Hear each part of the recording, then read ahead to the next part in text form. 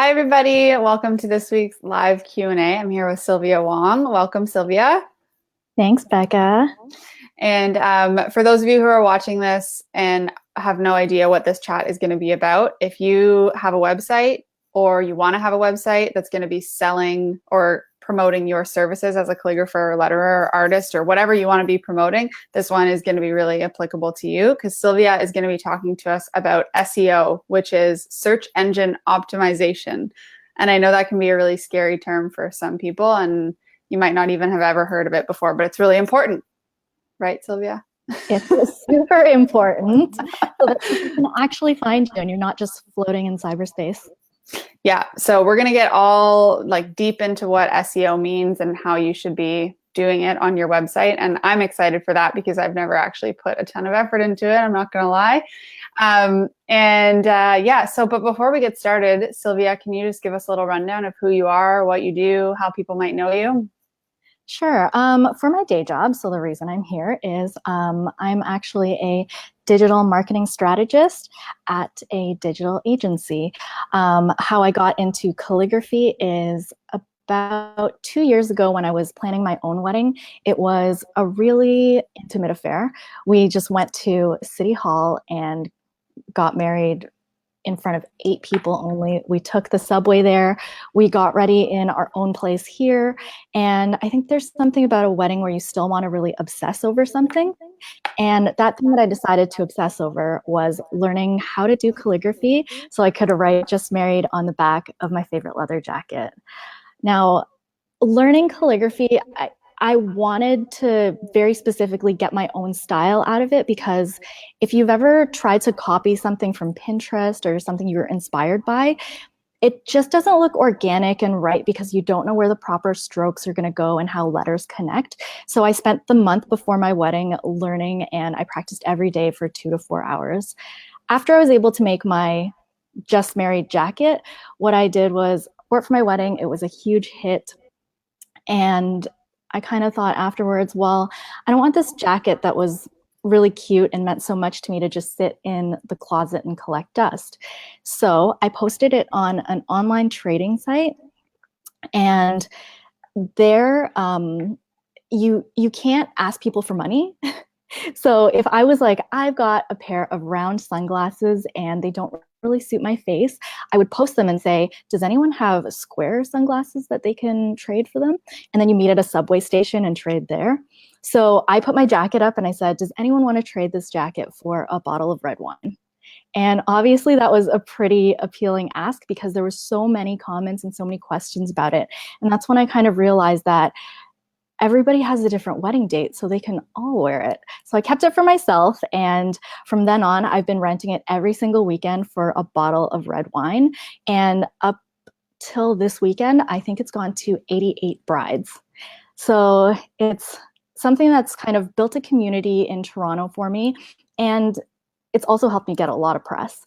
So I've been featured locally on the radio, in local newspapers, but then I was also picked up by the Huffington Post, and Brides Magazine did a viral video of the first 25 brides and myself all meeting for the first time. So yeah, we've gone from this one jacket that I've shared with all these Toronto brides to expanding around the world. So I have 12 chapters now where other amazing calligraphers around the world are helping me spread the word and trading their own jackets. And from there, I've just kind of launched into busyness for the past 2 years because people have wanted me to paint their own jackets and learn from me. And yeah, that's my calligraphy journey. So you obviously have gotten some good SEO juice out of this "just married" jacket because people are finding you that way. But you also do client work and stuff like that too. I know a little bit less than you used to, but you do that. So you would need SEO to have people finding you to hire you as well, right? 100%. And I think I'm very lucky that in my day job in digital marketing, it's a skill that I can apply to whatever it is that I'm side hustling on or trying to promote. Because the way that people find you is through Google. If they have any questions, they're forming questions through that. Voice search is the new hot thing that people are talking about, and optimizing for voice search. So it's all about like when people are saying like, hey Alexa, hey Google, how do I learn calligraphy? Where do I buy brush pens? Do you want to be found for that? It's all about optimizing your site in order to get in front of the users. And I love that you said, hey, Alexa and hey, Google, because we like jokingly named this conversation that, hey, Google, what is SEO? Yeah, So totally. for, yeah, anybody who didn't get that joke, that's why this chat is called that. But I think we should just jump right in. And I mean, can you explain for a person who has never heard of SEO before from the very basics, what is SEO?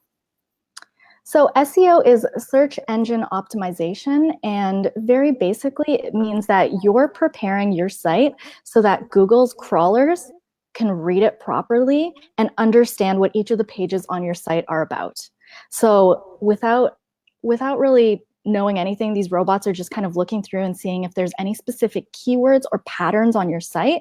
And I mean, Becca, you said you haven't focused on it in the past, but if you're frequently talking about brush pens, calligraphy classes, calligraphy workshops, it's going to pick up on those patterns that you're naturally putting out there and say, hey, if people are searching for this, like if I got a close enough match, I'm going to serve this up. And the better optimized it is, the higher it falls on the search engine results page, so the SERP. So this is important both for people who want to have like a global audience, but even more so, I think, in terms of people who want to find local clients. And I know that we were going to focus a little more on local SEO, meaning if you want to offer your calligraphy services, and when someone in Ottawa, for example, typed in Ottawa calligrapher, SEO is what would make my website show up at the top of Google. And then obviously I'm going to get more clients than someone who's showing up on page 10. Exactly. So what I wanted to talk about with specific SEO keywords is that, I guess, starting from the beginning, Google's main goal is to make sure that they find you the best results that they can possibly serve you. So I think their mission statement is like getting getting you the results or getting you to find something within one click. And it's actually kind of working because nowadays people don't go past the first page, like never ever, unless they really can't find what they're looking for. And the first couple of links get like 80% of the clicks. So, I mean, if you're further down there, no one's really going to be finding you because you're not optimized for it. So the SEO industry, it's kind of in this place right now where there's a lot of change happening because the algorithm, so I guess I should explain like the Google algorithm, right? Well, we can get pretty deep on that, right? Yeah, I'm not going to get too deep on it, but if you're familiar with like Instagram having an algorithm, Facebook having an algorithm, Google's algorithm is crawling all these sites to figure out what's the most valuable content. And there's actually no single person that can tell you what the rules of the algorithm are. So it's like all these different employees, and no one really knows what the formula is so that no one can hack it to get to the top of the results. And in that sense, the SEO industry, like there are a whole bunch of people like me and my agency that are trying to figure out how to hack it so that we can get our clients higher on the list. But essentially what it's coming down to nowadays is Google's looking for valuable content. So whatever's answering the most questions, where people are spending the most time, and the pages that are actually, you know, getting people to stay on there and click around, those are the most valuable pages. But the way that you can do that and like keep up with that, it's nearly impossible. However, I like that you're saying valuable content is important. Because sure. I remember in the beginning people saying, you know, you need to focus on your SEO and all this stuff. And I thought to myself, and I had heard a couple other people say, well, if you don't have the time and the resources to devote to SEO specifically at this point, when you're just starting out, just focus on making good content that people are going to want. And the SEO will come naturally because people will find your site. People will 100%. stay on your site if it's helpful, and those things all contribute to your SEO. So if you have no time to focus on any of this, just make sure that your content is valuable. 100%. So something that we've been saying a lot is that the SEO industry is kind of shaken up now because there's no way to hack an algorithm that gets updated 400 to 600 times a year. So we have a full-time dedicated person that does SEO for our clients, but that means they're checking like twice a day. What are the updates? Creating valuable content just like circumvents that whole thing and says like, hey, I know that this is going to be the most valuable content for the person that's searching for this specific topic. Mm-hmm. For example, like if Becca, you know that your customer base is often looking for what are the best brush pens to use for beginners, you're not that consciously targeting, the keyword brush pens for beginners, but you've done that in creating a blog post that has images of a bunch of different brand names. You tag the images and everything and tell people that valuable content in like an FAQ format. So I know that it can be fairly easy for people like me who are naturally doing tutorials and trying to teach other people calligraphy. But if you're trying to do local SEO, how would you create valuable content if you're just trying to get somebody to find you and hire you? Yeah, I think the thing that is kind of hard for people to understand is who they're targeting. So the first thing you have to think of is who's your customer, where do they live, and what do they want from you? So Becca, on your side, if your client is usually a brush letterer, it's very easy to think like yourself and to write about your hobbies and to write about your experiences. But for me, I'm less so targeting other letterers. I'm targeting people who don't know how to letter or they don't really know what they're looking for. So I think what needs to be addressed here is the importance of finding out a keyword that's way more focused and not so general. So if I'm trying to rank for the term calligraphy, I'm competing against an entire world of calligraphers, people who've had websites since the first day they could possibly get a website, who've been doing calligraphy for 25 or 30 years, and they've already got tons of content on their site. Like the age of a domain matters a lot for SEO. So am I going to win as calligraphy being my keyword? Not really. So something I really tend to focus on is ranking for Toronto calligrapher. And the reason I try and focus on that is because my services are highly localized. I don't necessarily do work for people around the world. It's most of the time an in-person thing. I need to get surfaces from my clients. I do on-site calligraphy jobs. So I target Toronto calligrapher as my main website like keyword. And then the other thing is you have a keyword opportunity basically on every single page of your site. So if you've got a page that's specifically about workshops and classes, there you can start to target things like Toronto calligraphy workshops, Toronto calligraphy classes, but really try and keep a focus for one keyword per page. Gotcha.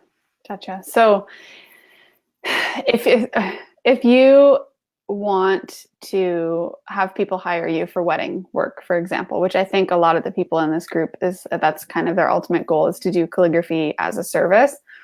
Would you recommend that they have a blog on their website where they talk about past jobs they've done and use the keywords seating chart or Toronto calligrapher and all that stuff that you're saying? Or would you recommend that they say they don't want a blog? How else would they get those keywords in there?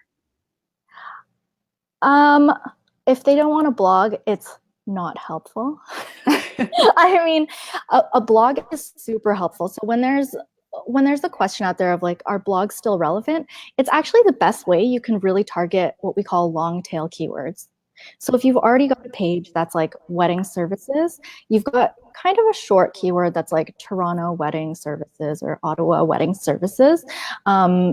It's short and it can be valuable if it exists over a long time and you've got people actually looking at it. But what really would enhance that particular page is having a blog in which you're writing about those topics. You're featuring your work and then taking that blog post and linking back to that original page too.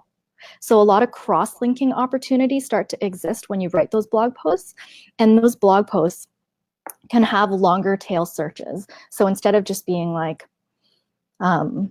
Ottawa calligraphy for weddings.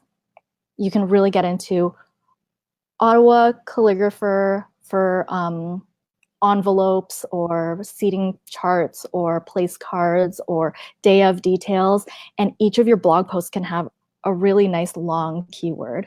One that I've found helps me, and I think you have a similar blog post too, Becca, is how to make a mirror seating chart. It's actually the most visited page on my site. It's adding constant like SEO juice to my page because people spend tons of time on it. They're leaving it open while they're reading it. They're leaving it open while they're following along on how to make a mirror seating chart. And the thing I have to keep in mind is writing that blog post is not for my target client, but it actually helps because it's a valuable piece of information that keeps people on my site for a longer period of time.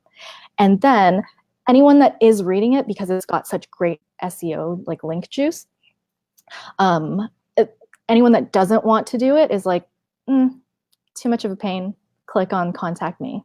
So I got a lot of leads out of it as well. So I think maybe we should back up a little bit. Yeah, I know. I'm like, I don't know how to structure. There's like a lot to it, but it could be easier than you think. Yeah. So I think everything you could know about SEO is really valuable. But if we back all the way up to the beginning and you're just getting started, like what are the main goals of your website if you are trying to get it to be at the top of Google? So in terms of like trying to get people to stay there longer, trying to get people to click around, like maybe I'll just take my face off of here and let you do a little like top 5 or 10 things that you should be focusing on, or however you want to structure that. Okay, sure. So I would say that for SEO, it's so important to consider something that's coming up in the industry now that's called EAT, and that's expertise, authority, and trust. So those 3 factors are things that you need to focus on just so that people understand that as the website owner, you are an expert in what you are trying to focus your keyword on. You're authentic, so it's really important to make sure that you're showing that you're a real person that people can interact and work with.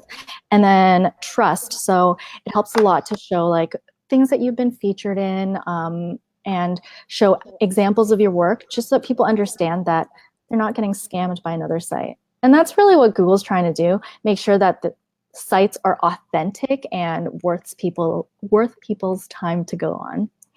I would say the easiest wins that people can really implement if they've got a website and they're just not sure that it's optimized at all right now is to make sure that all of your pages have a title, a meta description, that you've got a favicon. So that's that little icon that's in the top corner that shows up in your tabs of like your logo. And that's really easy to do with WordPress, Shopify, and Squarespace. There's always those fields that you can just click in and it'll say title, meta description, favicon, etc. If you're not sure if you put things in the right places, there's a free tool called Mozbar, and you can just add that as a browser extension and check on all your pages if it's on there. Now, Mozbar, you can look at each of your pages for your website and see if you've focused everything on a specific keyword. The next thing I would say you can easily implement is thinking about a target keyword for every single one of your pages. So you can use that first tip that I gave you and implement it. Now, again, if you're trying to think like your client and not so much like your peers, really make sure that each of your pages is targeted to the person that you think is searching for something on Google that you want to find you.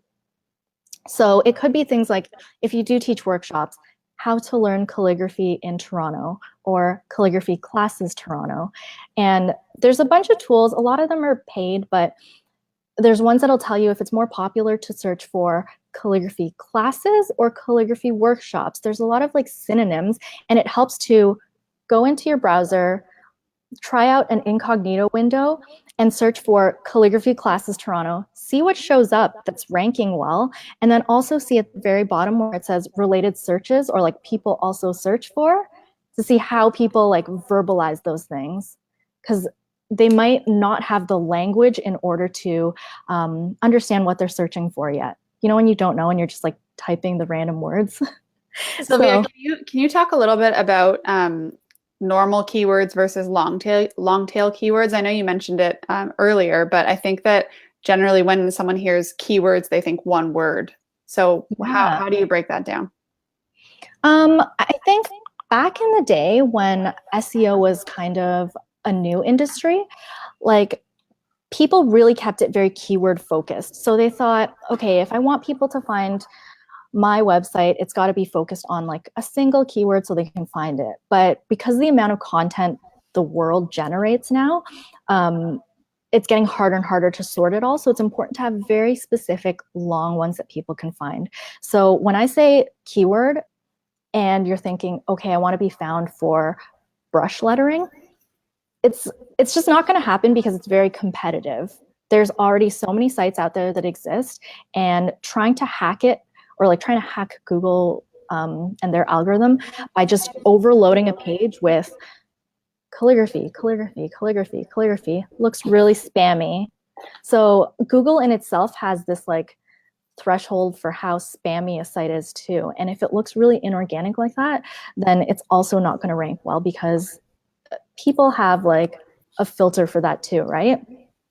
So a long tail keyword would be something like how to find a calligrapher for a workshop in Toronto.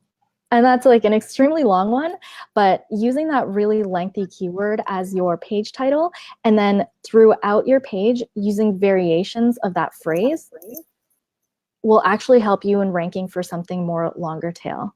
So like I said, the how to create a mirror seating chart. I don't necessarily go through that page and go, how to make a mirror seating chart, how to make a mirror seating chart, how to make a mirror seating chart. But I've got variations of the phrase like how to set up your tools for a mirror seating chart. What tools do I need for a mirror seating chart? And that particular page is ranking high for that specific key phrase. So that's very long tail.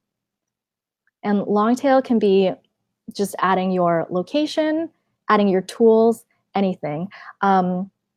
If you specifically are fond of a certain brand and it's like Tombow or Zebra, and you write reviews on your site so that other people can use you as a resource, then very much so you can use that brand term, and then like reviews, and even those are very long tail key terms.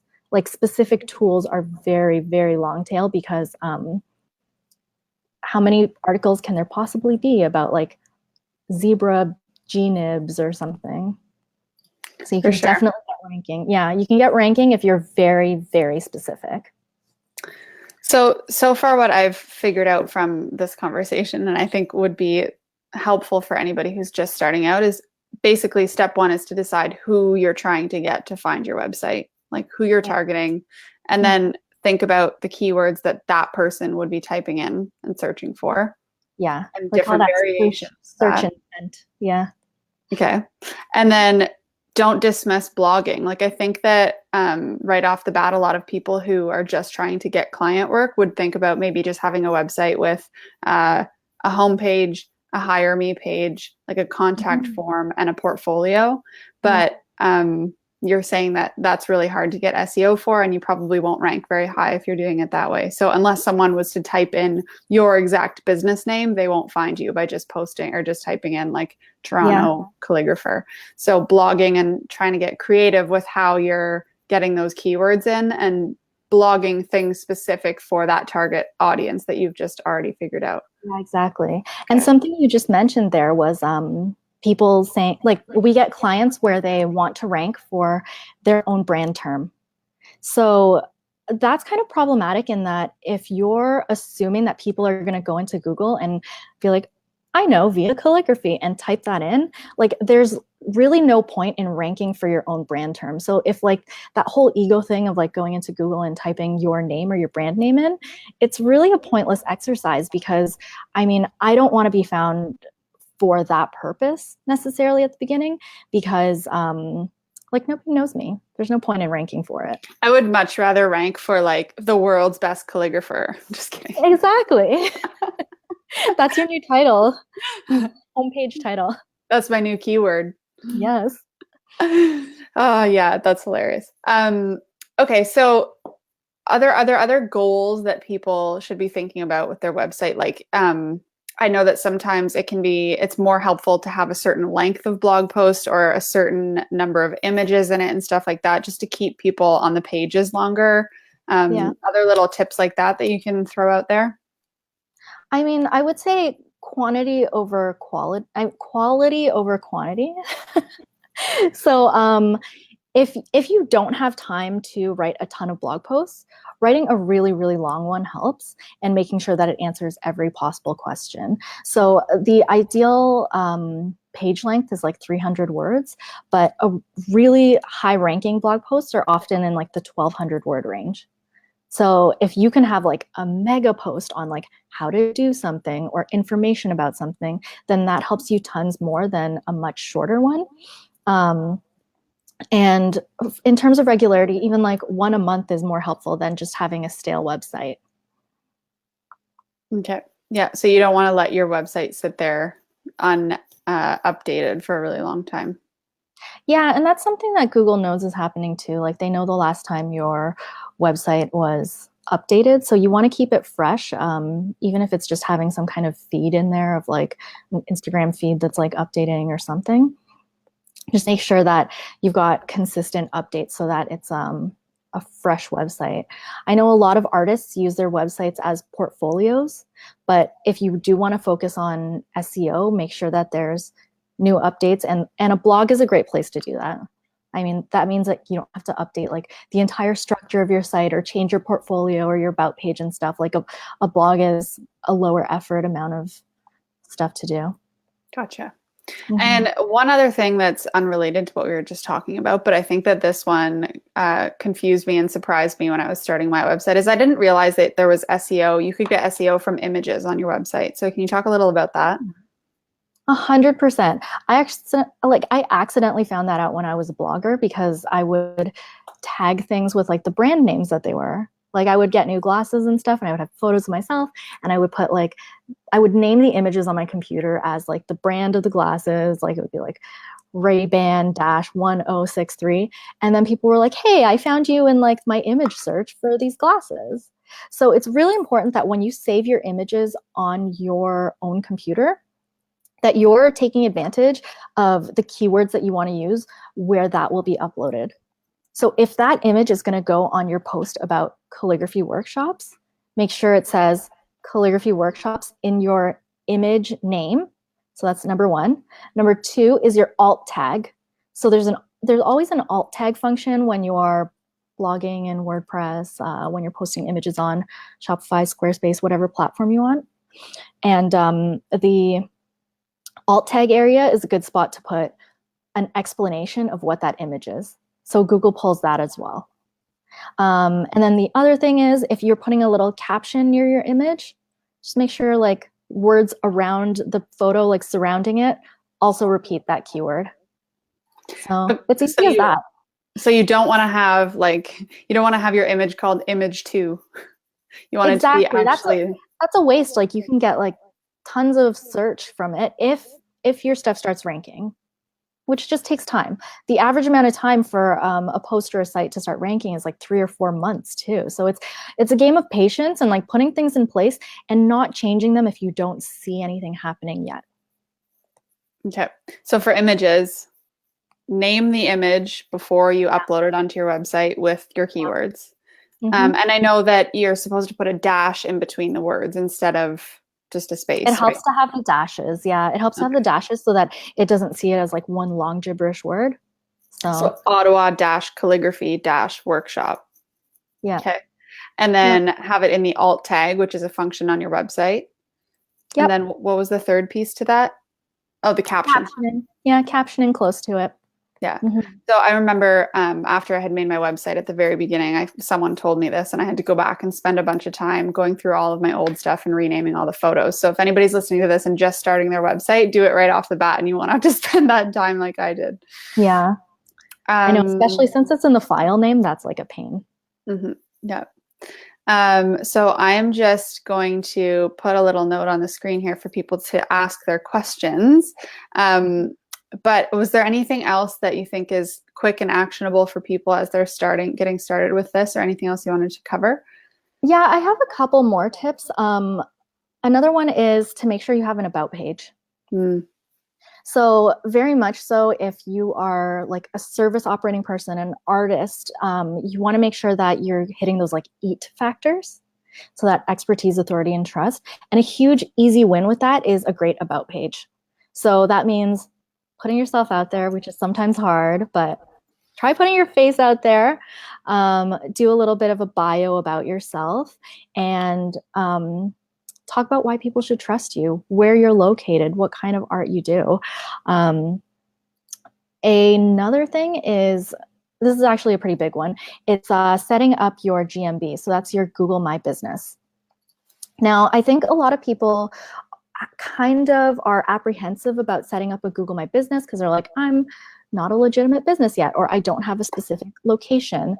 But Google My Business actually has a function where instead of you having to choose your address and making that public, because I work out of my condo and I don't want to make that public, you can actually choose a service area. So they'll do the thing where they mail you a postcard to verify that you actually live there and work out of there. But if you choose a service area, my service area is like all of Toronto instead of, there's where she lives. Now, setting up that Google My Business is really, really simple. It's just a matter of, grabbing your business name, saying where you're located, getting that postcard so you can verify that it's actually you. And then that's what gets you to show up when people search for your name. And when like you search for a restaurant or a business and there's like this big box on the side, that's massive real estate on the search engine results page. You want to be there. So set up that Google My Business, add images because people are often looking at those images, add any information you can, and try and get reviews too. So that's super duper helpful if you're in the world of Google to make sure that you get that big box. Well, and that's something you can do even if you don't have a website. Like you can do that just the minute you have a business name. So it's not linked to your website. It's a separate thing. Yeah, but it benefits your SEO too. The other thing is linking your social sites. So if you have an Instagram or a Facebook, linking those to your website and vice versa sends a signal to Google to say that, okay, this site is connected to this Instagram is connected to this site, this Facebook is connected to this site, and that big Google pack will start to show, like if you got Facebook reviews, it shows in that Google pack too. So all of them kind of interlink, and these robots that are trying to think like humans are figuring it out. Gotcha. So I'm just opening this up to more questions here, but I think we've got a couple for now. Someone asked, would it be smart and make sense to reblog the same content months or years later, like updating the images and some of the content and repurposing it? I would say instead of it depends what you mean by reblog. So definitely do not duplicate your content. You can be punished for having duplicated content across your site because Google will just be confused and they're like, this person's like reposting the same thing again and again. So you never want to have duplicated content. Even if you have products, like that could be to your detriment if they all have the same description. So it gets a little bit too technical if you have duplicate content, so just don't do it. If you mean reblog, as in refresh an old post, that is an excellent idea. What you can do with an old post is figure out, who looked at it in the past. If you have your Google Analytics set up, you can see like what people are searching for to find you and how they land on your site. Now, take that old blog post, make sure that the title has your keyword in it, resave all your images so it has the keyword, get your alt tags and your captions in there. H2s, so those subheadings, H2s help a lot in it too. So just amp up that blog post a ton and then wait and see. Gotcha. Actually, you just brought up a good point that I should have asked about earlier is the heading. So you'll see people when you're talking about SEO talking about H1, H2, H3. So can you talk a little bit about what those are? Yeah, it's an HTML thing. So an H1 is your top heading, and usually if you've got like a theme on your site, it's usually the biggest text. You guys are probably familiar with heading 1, heading 2, heading 3 from like word processing. But an H1 is typically the title of your page. An H2 are your subheadings. H3 are your subheadings. Now, if you know your hierarchy of what your long tail keyword is and longer tail, then make sure each of those headings has pretty much a mention of your keyword, but get more and more specific with them, because that's where Google's saying, oh, I understand how this page is like sectioned out, instead of it being like one giant block of text. Yeah, and so Google like crawls those headings quicker than the rest of your content, I think, and they can understand what the hierarchy is if you have your keywords in the main ones, and then yeah. Exactly. Okay. So I think that was it for questions. I just wanted to ask you if you had any good resources for people who want to learn more about SEO, or like I know there are plugins and stuff like that that you can get to help you. So anywhere you can point anybody to learn more about SEO and get a little bit more technical on all of this. Yeah, if you really want to get into the technical stuff, moz.com is a great source. If you do use Yoast on WordPress, Yoast is a great source as well. That's Yoast. And you can read from Neil Patel, who has an authority site. He writes tons about what's going on, what's the latest with Google, how you can stay on top of all of it. And I think those are the big ones.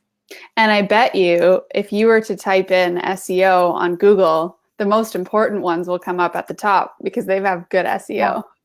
Yeah, I know. That's important. They better know. Yeah. So, yeah, I think that was it for questions, but hopefully this is a good starting point for people who are a little bit overwhelmed by the term SEO. And now you have a little bit more understanding what it is from a basic standpoint, but it can get really complicated and really deep. And like Sylvia said, it changes every 5 minutes on Google, which I think is a good thing, because it really does mean that people can't cheat it. And if you have good quality content, you're going to be king anyway. So I think to sum it up, like SEOs are trying to think like robots are, but then Google's trying to program their algorithm to think like humans. So basically, if we're going back to the same thing we mentioned at the very beginning, it's all about making valuable content. So if you can make valuable content that is targeted towards that person that you think is searching for you, that's all there is to it. Yeah, that's awesome. Well, thanks so much, Sylvia. I think this is going to be really helpful for people, and I appreciate you being here. Yeah, thank you so much for having me. So, is there? I have your website up on the screen, but is there anything exciting upcoming in your world that people should know about, or anything you want to point people to at this point? Yeah, I mean, I've been like very focused on calligraphy, but I find that because of my day job expertise, a lot more people are asking me about, the technical of digital marketing, starting a business and stuff. So I am working on a teachable online course with my friend Jody from Someday Art Co. And hopefully that'll be out sometime in the new year to get you more information on starting business, SEO, what you need for a website and everything. So in the works. Yeah, and I can tell the audience right now that I'm actually in talks with you guys about that, so that I can bring it to them when it's ready, and they'll get the links from me whenever it's ready too, because I'm sure it'll be valuable. Mm-hmm. But other than that, thanks again for being here, and I'll let you go. I'll let you get back to your day job. I know, my lunch break's almost over. Okay, well, thanks. I'll talk to you later. Thank you. Bye. Bye.